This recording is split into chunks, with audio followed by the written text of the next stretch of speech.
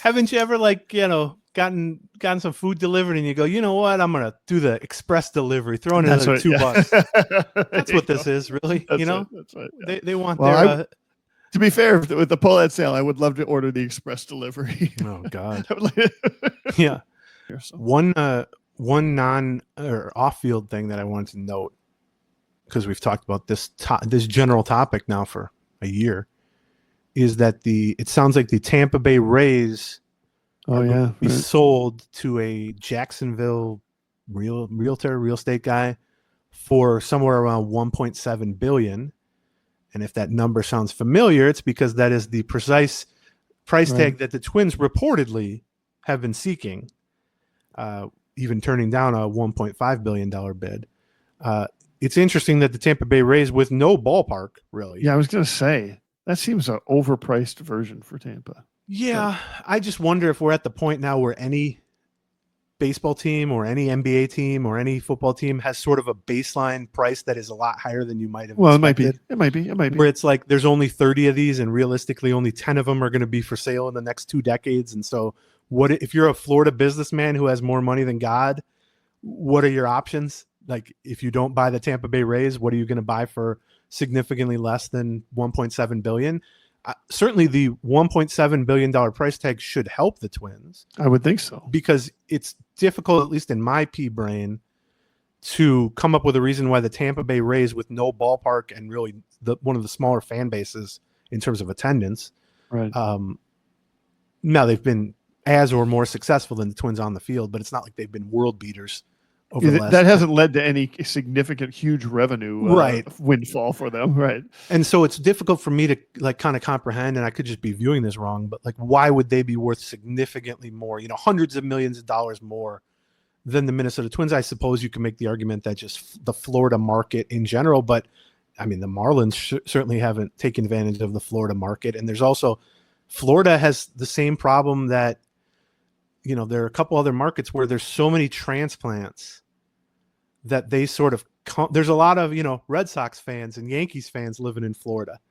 And so it's maybe not as easy to convert a bunch of 65-year-old retirees who came from elsewhere and now live in Florida of course. Become Rays fans. And so ultimately, though, viewing it from a Twins lens, which we view everything pretty much from a Twins lens, seems like good news for the Twins. But then also you think, okay, well, now since the Twins were officially put on the market, which was in late October, early November, basically. Yeah, October, November, yeah. The Rays have been sold or in the process of being sold, and the White Sox have essentially been kind of eventually sold to Justin. To be fair, we get an assist for that. Sure, yeah, why not? They should get a finder's fee.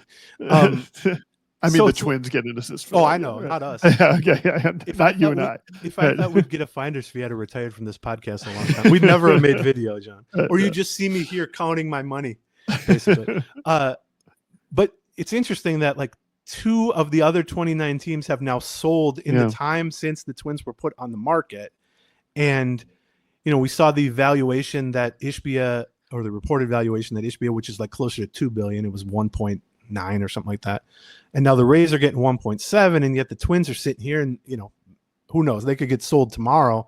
But it sure seems like from some of the speculation and reports and just talking to people that they don't feel like there's a whole lot of, trending in the right direction or positive momentum towards a imminent sale of the Minnesota Twins. And so, it just seems like a sort of an odd situation for them to be in, where you hit the market, and while you're trying to get what you want for this team, and what I would sort of surmise the market has told you it's not worth, right? At least relative to the debt you've accrued and behind the scenes looking at some of the books and all that. 2 other teams have just gone and sold for right around or more than what you were asking for. It's interesting. And the Lakers, I'm sure you saw this. I saw that, right? $10 billion valuation for a majority share in the Lakers. I did take a look when that Rays deal came through, what their valuation was by Forbes, because if you recall, the Twins valuation by Forbes was like $1.5 billion. Yeah. And that's about what they were asking. The Rays was 1.25, and now they're selling for 1.7. So that does, either this real estate guy's way overpaying, which is certainly possible, because the White Sox, the $2 billion that Forbes valued them is about what Ishbia is sort of buying them at, which is also similar. it gives a little bit of credence to Forbes' valuation of the Twins, which means, you know, if their valuation is 1.5, 1.6, and the Twins are reported exceeding 1.7, well, you can see why they might have a little bit of a problem, which, you know, we talk about it in points, but each of those points is $100 million. You can understand why maybe the buyer might be a little more interested. What's might be 100 interested mil? in saving $150 million. Nah. Haven't you ever, like, you know, gotten some food delivered and you go, you know what, I'm gonna do the express delivery, throw in another $2. That's what this is, really. That's you know, that's right. They want well, their. To be fair, with the pull-out sale, I would love to order the express delivery. Oh God. Yeah. I mean, it's funny now. We've gotten to a point, you know, when they made that announcement in early November or whatever, that the team was for sale. We were starting to think, well, it's obviously too late, even at that early date, to positively affect their offseason in terms of like a new owner coming in and saying, hey, boys, you got $50 million to spend, go nuts. But our hope at that time was maybe the trade deadline. Right. Well, the trade deadline's 3 weeks away. Yeah, that's not happening. 4 weeks away.